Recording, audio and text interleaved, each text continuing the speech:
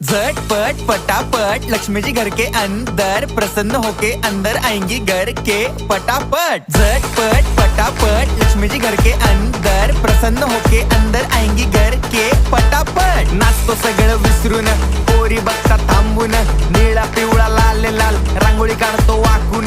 सणासुदीला रांगोळी काढ, भाऊचा बर्थडे रांगोळी काढ, नवीन वर्ष रांगोळी काढ, कलर उरला रांगोळी काढ।